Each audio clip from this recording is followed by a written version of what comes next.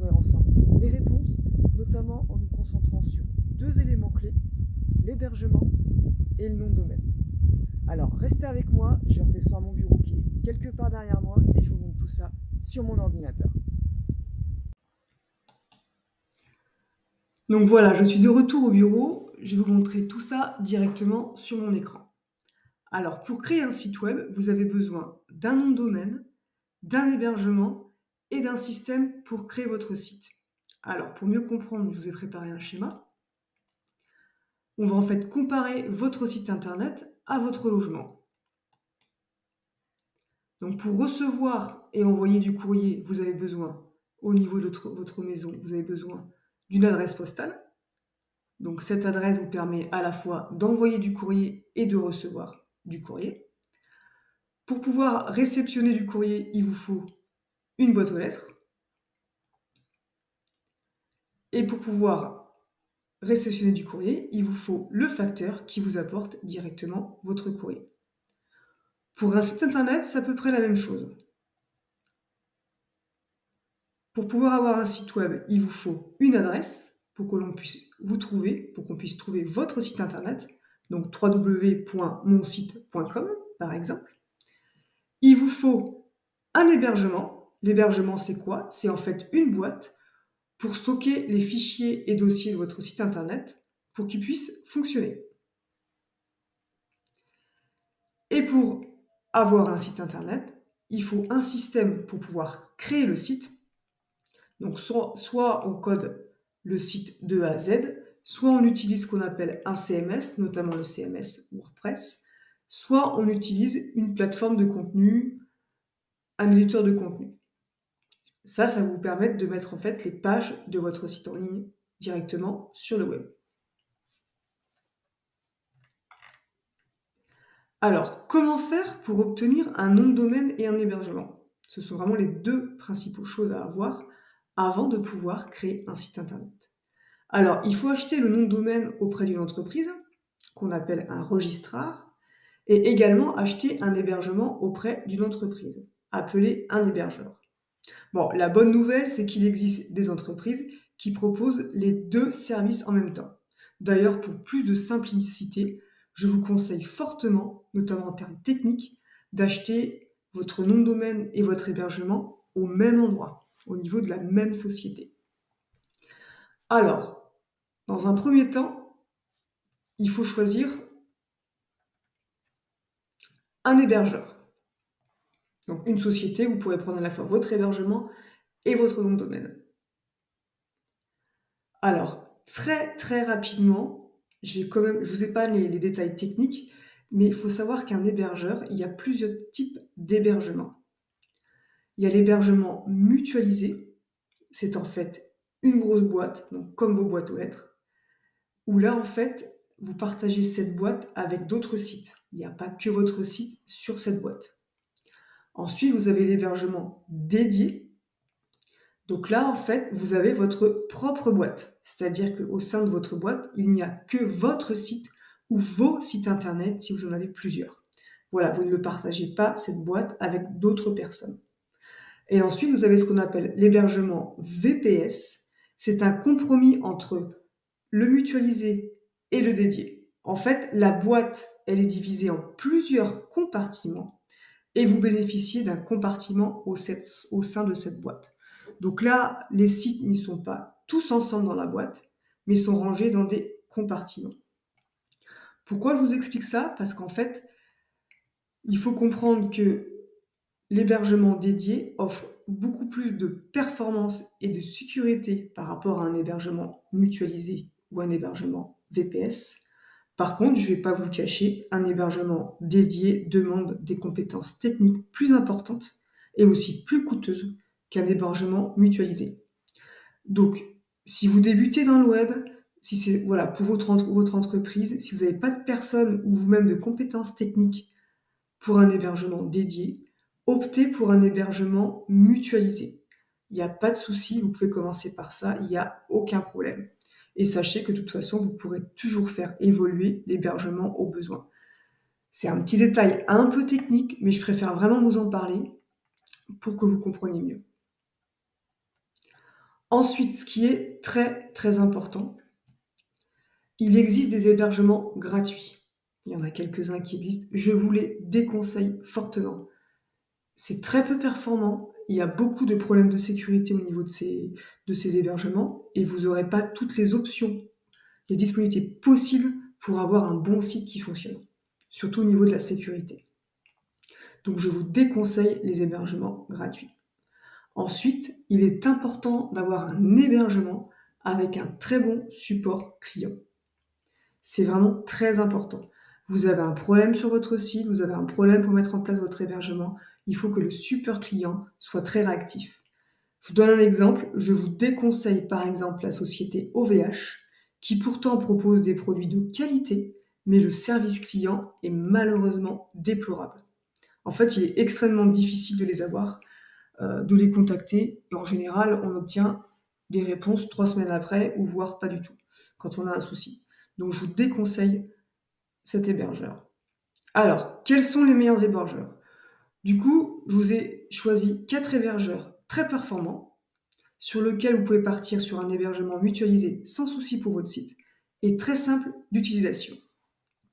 Alors, je vous le montre rapidement. L'objectif, c'est pas de vous faire une vidéo aujourd'hui pour voir comment on achète et qu'on met en place un hébergement.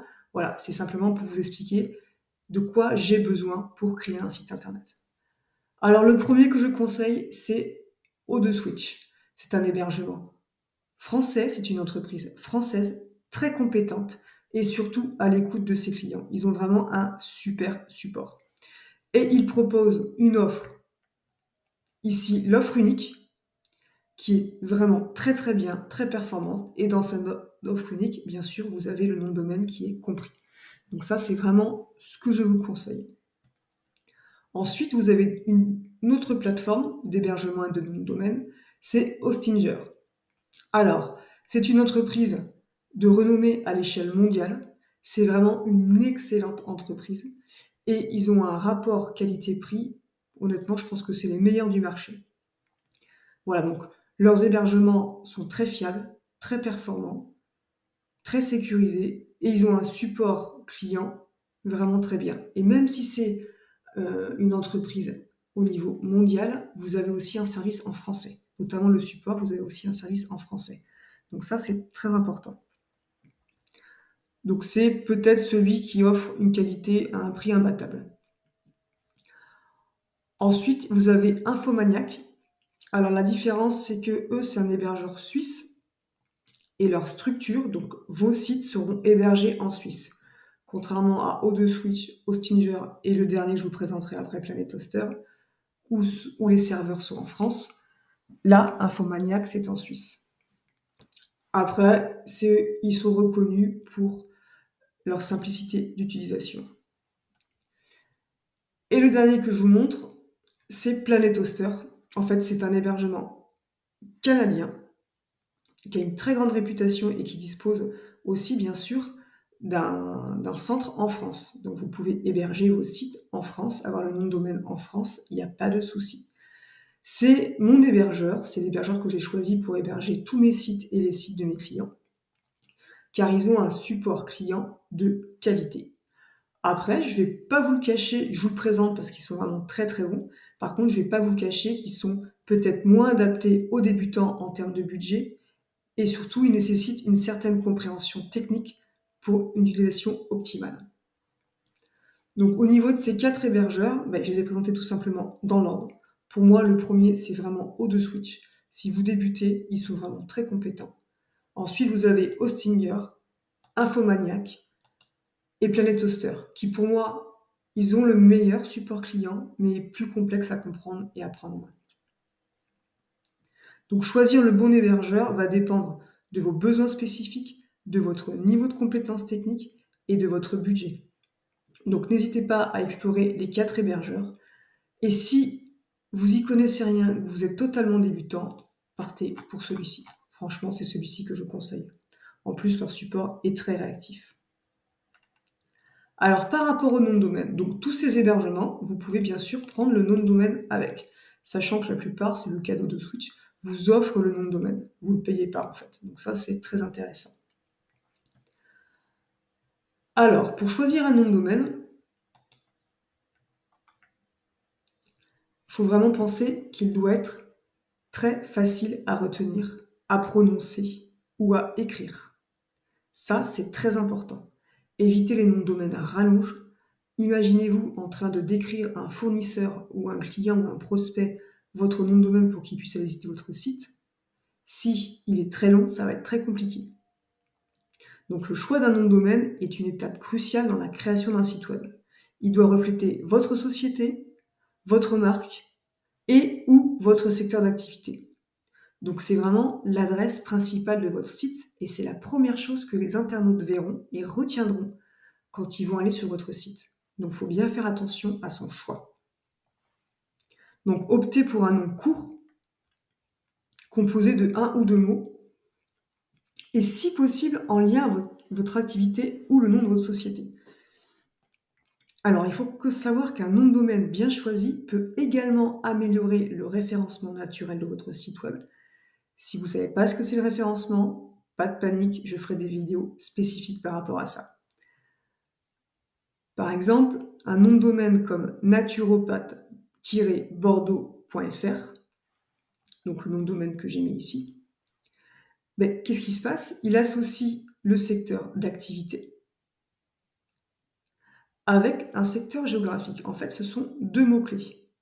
Et ce sont certainement des mots-clés que les personnes vont rechercher dans Google pour trouver un naturopathe sur Bordeaux. Donc quand vous réussissez à mettre des mots-clés dans votre nom de domaine, ça va améliorer votre référencement. Alors, pas de panique, si, parce que là j'ai mis un exemple mais qui est déjà pris, si tous les noms de domaine associés à votre secteur d'activité ou votre lieu géographique sont pris, vous inquiétez pas. Bien que le nom de domaine puisse contribuer un petit peu au référencement, c'est pas non plus ça qui va totalement révolutionner le référencement de votre site. C'est un plus, mais si c'est pas le cas pour vous, si vous n'avez pas de nom de domaine avec des mots-clés, il n'y a pas de souci. Il y a beaucoup d'autres aspects qui auront un impact plus important, plus significatif sur le référencement de votre site. Partez du principe, il faut un nom de domaine court composé d'un ou deux mots. Donc prenez le temps de réfléchir à la pertinence, à la simplicité et à la cohérence du nom de domaine pour votre entreprise. Parce qu'il faut savoir que derrière, votre nom de domaine va influencer votre adresse mail professionnelle. Par exemple, si j'ai pris le nom de domaine monsite.com, je peux me créer une adresse mail contact@monsite.com. Et il est vraiment préférable d'un point de vue d'une entreprise de communiquer avec une adresse liée à votre nom de domaine. C'est très simple à réaliser avec votre hébergeur, il n'y a pas de souci. Et ça donne surtout une image beaucoup plus professionnelle que les adresses qui se terminent par Gmail, Hotmail, Yahoo, etc. Donc ça, c'est vraiment à penser. J'ai un nom de domaine, je peux avoir un site, mais derrière aussi, je me crée une adresse mail professionnelle.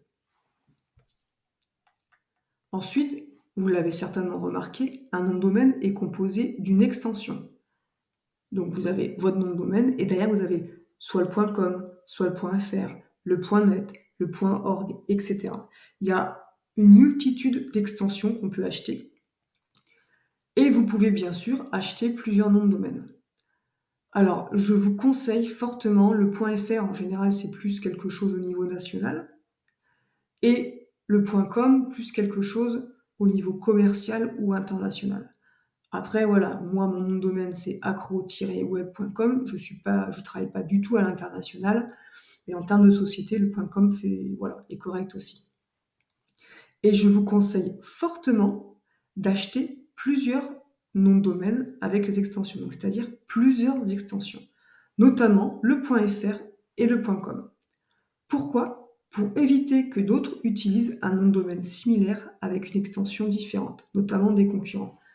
Si on reprend ici l'exemple, vous avez acheté naturopathe-bordeaux.fr seulement, et un concurrent s'est placé et a acheté le nom de domaine naturopathe-bordeaux.com. Il a le droit.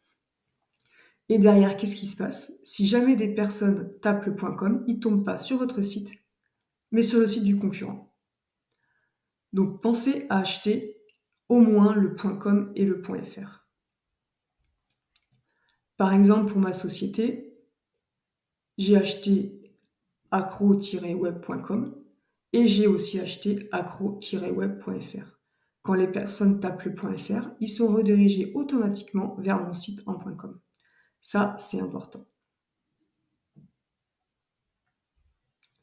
Alors, j'ai souvent les clients qui me posent cette question. Est-ce que je peux changer de nom de domaine? Alors, techniquement, c'est tout à fait possible. On peut très facilement changer un nom de domaine, prendre notre site et le mettre sur un nouveau nom de domaine. Ça, il n'y a pas de souci. Par contre, je vous le déconseille fortement. Pourquoi? Parce que si vous changez de nom de domaine, ça va tout simplement entraîner tout le travail lié au référencement. Tout le travail lié au référencement va s'annuler. C'est-à-dire que vous repartez à zéro. Vous avez votre site techniquement qui est là, visuellement qui est là, il n'y a pas de souci. Par contre, c'est comme si vous repartez avec un nouveau site pour les moteurs de recherche. Il faudra refaire tout le référencement. Donc ça, c'est quelque chose vraiment que je déconseille fortement. C'est pour ça qu'il faut prendre le temps de choisir judicieusement votre nom de domaine dès le départ. Et une autre question qu'on me pose aussi régulièrement, si j'arrête mon nom de domaine, qu'est-ce qui se passe? Alors, si vous décidez d'arrêter votre nom de domaine ou de ne pas le renouveler, il y a plusieurs conséquences qui se produiront. La première, bien sûr, votre site sera supprimé. Mais il faut penser que vos boîtes mail sont associées à votre nom de domaine, donc toutes vos boîtes mail seront également supprimées. Ça veut dire qu'elles n'existeront plus. On ne pourra plus vous envoyer de mail et vous ne pourrez plus en recevoir. Et troisième chose, le nom de domaine, une fois qu'il n'est pas renouvelé, il va retourner en fait dans ce qu'on appelle le domaine public. Et ça veut dire quoi? Ça veut dire que n'importe qui pourra le réserver à nouveau et en devenir le propriétaire titulaire. Donc c'est pour ça qu'il est donc crucial de bien réfléchir avant d'annuler ou supprimer votre nom de domaine. Si jamais vous arrêtez votre entreprise, votre activité, moi ce que je vous conseille, c'est de ne pas arrêter votre nom de domaine de suite. Par contre, rien ne vous empêche de supprimer votre site internet et de mettre une page blanche, il n'y a pas de souci. Mais continuez un petit peu votre nom de domaine sur 1 an, par exemple, parce qu'en général, c'est des abonnements d'1 an qu'on prend, tout simplement pour continuer à réceptionner vos mails et à envoyer des mails. Et une fois que votre activité est vraiment totalement terminée, vous pouvez arrêter votre nom de domaine et ne pas le renouveler. Mais voilà, pensez à ça, le nom de domaine a un impact aussi sur vos boîtes mail. Alors, maintenant, on a parlé d'hébergement, on a parlé de nom de domaine, donc on a compris que c'était 2 choses qu'il fallait prendre. Mais maintenant, comment je fais pour avoir un site? Alors, il existe plusieurs manières d'avoir un site. La première, voilà, ça on va dire que c'est la première. Bon, vous l'avez compris, ici en fait, il s'agit de coder soi-même son site en HTML, CSS, PHP et d'autres. Et je vais arrêter là parce que sinon je vais vous perdre. On n'a dit pas de technique. Voilà, donc ça, c'est vraiment la technique des créateurs de sites web. Créer son site de A à Z. La deuxième technique, c'est créer un site avec un éditeur de contenu, une plateforme de création de sites internet. Alors, au cours des dernières années, les plateformes de création de sites web se sont vraiment multipliées. En fait, vous choisissez votre plateforme en ligne, vous vous inscrivez. Il y en a quelques-unes qui sont gratuites ensuite avec des options payantes, bien sûr. Et ensuite, vous pouvez créer, personnaliser et gérer votre site web directement en quelques clics sur cette plateforme. Et ces plateformes proposent une multitude d'options ensuite payantes en fonction de vos besoins. En plus, la plupart du temps, vous pouvez souscrire directement un nom de domaine sur cette plateforme et vous n'avez pas besoin d'un hébergeur car c'est la plateforme qui héberge votre site. Alors, la plateforme la plus connue, peut-être que vous la connaissez, c'est Wix. Voilà, c'est une plateforme qui permet de créer un site très simplement. Alors, cependant, même si ces solutions sont vraiment très simples d'installation et d'utilisation, elles sont bien faites, je ne critique pas du tout les sites qui sont faits, ce sont vraiment des sites qui sont tout à fait corrects. Je vous déconseille cette option. Principalement pourquoi? Parce qu'en fait, votre site ne vous appartient pas. Le site est fait sur une plateforme, donc ici par exemple, il va être fait sur Wix. Si Wix s'arrête, si cette plateforme s'arrête, vous perdez votre site. Et en plus, un site internet fait par une plateforme, vous n'avez pas un contrôle total sur l'ensemble du site. Donc c'est vraiment quelque chose que je vous déconseille, même si c'est très facile à faire. Oubliez cette option. On va passer à une autre option, c'est créer un site avec un CMS. Alors un CMS, c'est quoi? C'est en fait comme un logiciel que l'on installe sur votre hébergement. C'est vraiment la solution que je vous recommande. Et donc pour ça, vous avez besoin d'un hébergement et d'un nom de domaine, ce qu'on a montré au début de la vidéo. Et le meilleur CMS, c'est WordPress. Il faut savoir que près de 60% des sites dans le monde sont réalisés avec WordPress.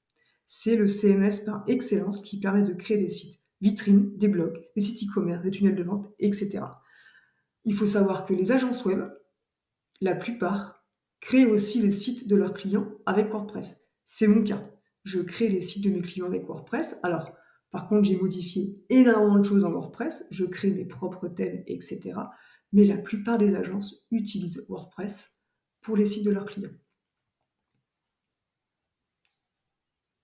Et il faut savoir que les hébergeurs que je vous ai montrés tout à l'heure, O2Switch, Hostinger, etc., ont un système intégré à leur hébergement qui vont en fait vous permettre d'installer WordPress en quelques clics, sans connaissance technique.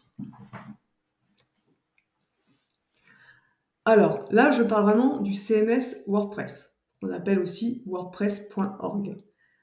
Par contre, il ne faut pas le confondre avec, donc là, je vais vous montrer wordpress.org. Voilà.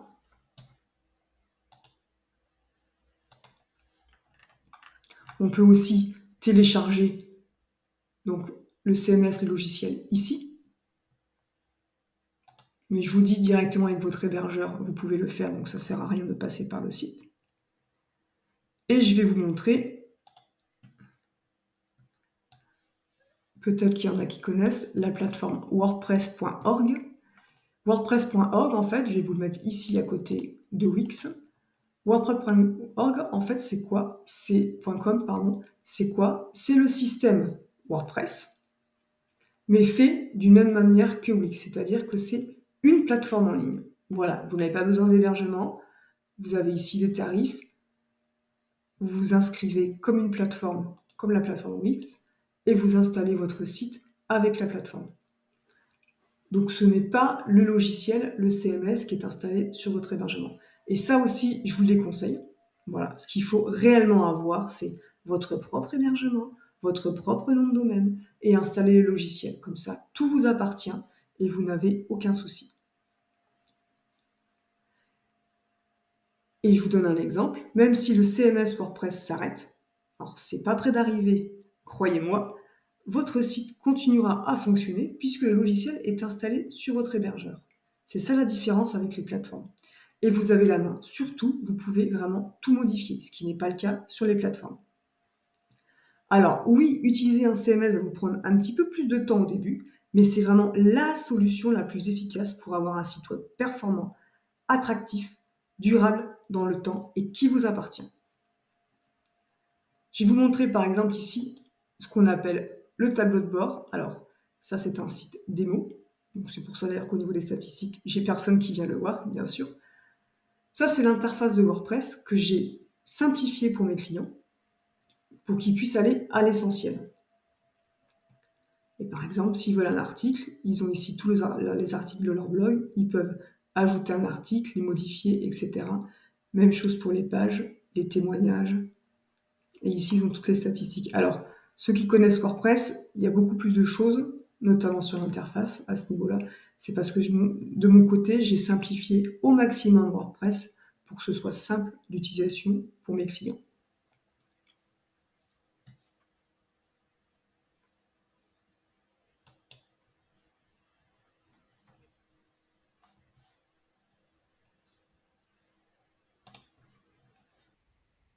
Bravo à toi si tu as suivi cette vidéo jusqu'au bout. Si tu as aimé ce que tu as appris, donne un petit coup de pouce en likant la vidéo ici, juste en bas, ça me fera toujours plaisir. Et n'oublie pas de t'abonner, tu peux t'abonner ici juste en haut sur cette chaîne pour ne rien manquer des prochaines aventures des analphabètes du web. N'hésite pas à découvrir l'article lié à cette vidéo directement sur mon blog. Tu pourras ainsi notamment télécharger la fiche explicative, tu sais le petit schéma que je t'ai montré pendant cette vidéo. Tu as le lien qui doit s'afficher à l'écran juste ici pour accéder directement à mon blog. Et surtout, un grand merci et on se retrouve très vite pour de nouvelles découvertes.